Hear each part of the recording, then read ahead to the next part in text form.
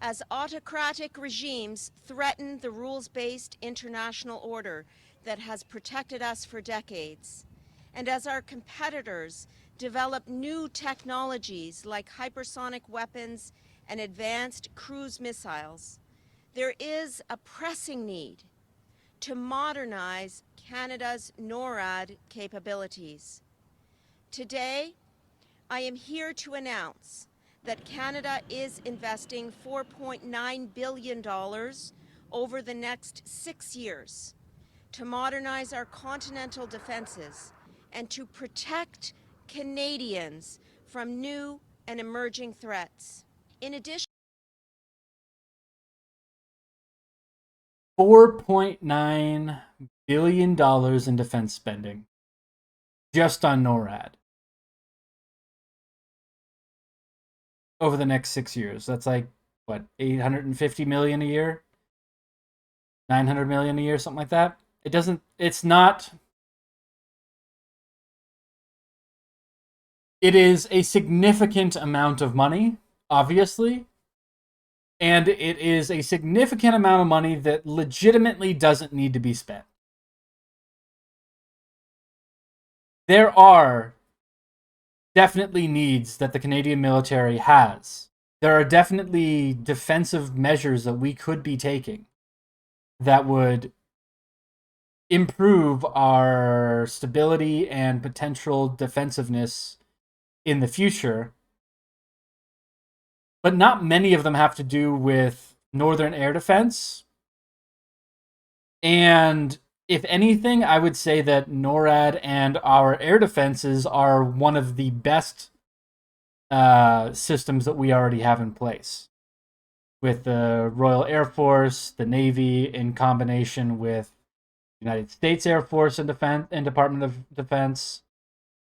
I don't think we're too worried about incursions by air into Canada. Let's just put it that way. That is not something that I have any concern about whatsoever. We have plenty of defense opportunities and positions and things that can be done if anybody ever tried to infiltrate by air. So the actual spending here isn't even the issue, it's where it's being spent. So I did a video a few weeks ago, and I will link this, you'll be able to see it up there, of the commander of the Canadian Armed Forces, General Ayer, I believe his last name is. He was saying that the Canadian Armed Forces needs between 6,000 and 10,000 new housing units for its members because its members are not able to afford housing on base or near bases because housing is too expensive. So what does this Liberal government do? Well, instead of buying and building new housing for members of our military and ensuring that we actually have the ability to be ready to have a reasonable defense in case of a disaster, we're spending money on things that we actually don't need. This is completely redundant. We already have a massive amount of power in air defense, and because we are perfectly aligned with the United States on air defense, the idea that we need to put $40 billion, over the next 10 years and 4.9 over the next 6 into just improving our air defenses when we have literally no threat of air defense, of needing air defenses anytime soon. The only thing that we have been doing is invading other people's airspace. That's unacceptable. Just last week, Canadian fighter planes entered Chinese airspace. What the fuck are we doing? They put out a statement basically saying that, hey, we're not taking any action right now, but you guys should really, be more careful about where you're sending your aircraft. And we just didn't respond. And actually, no, we actually did respond.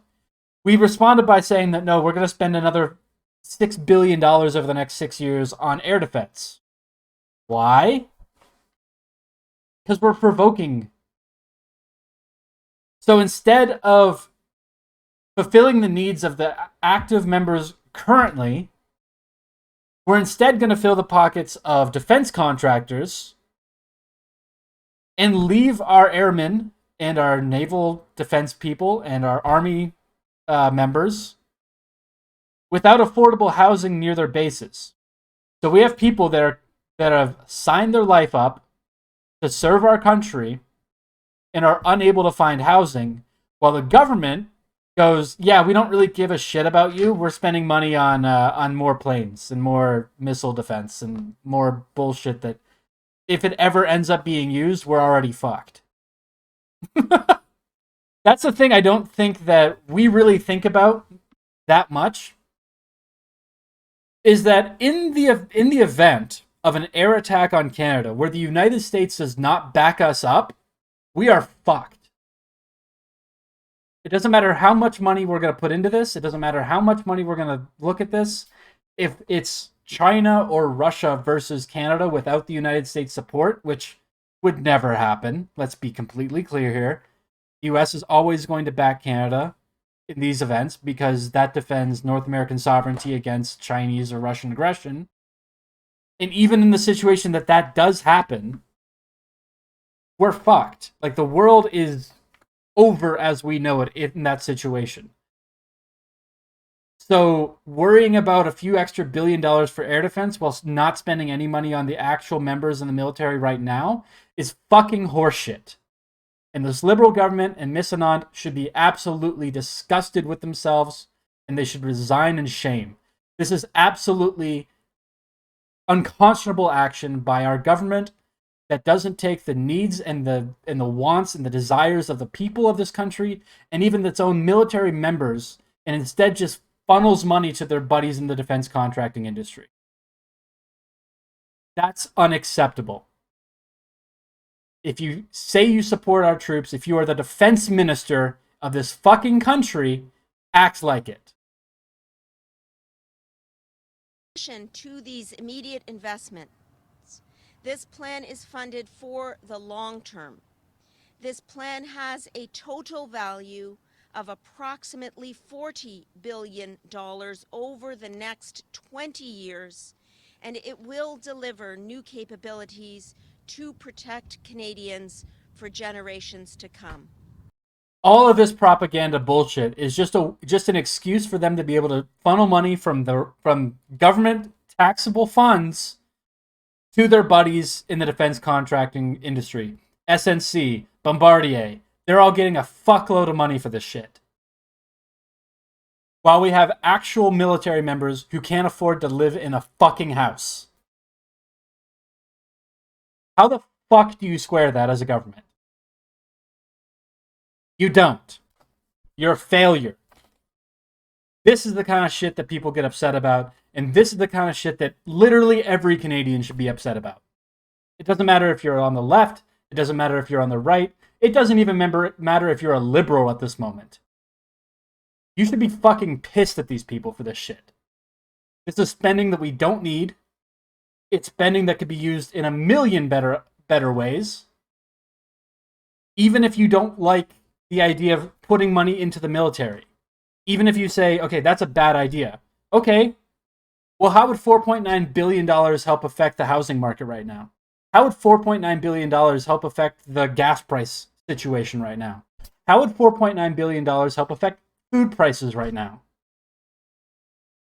No. We're going to spend it on more fucking guns, more fucking arms, and more fucking defensive systems that we will never fucking need. This is a fucking scam, and you are being scammed. Stop consenting to be governed. This is bullshit.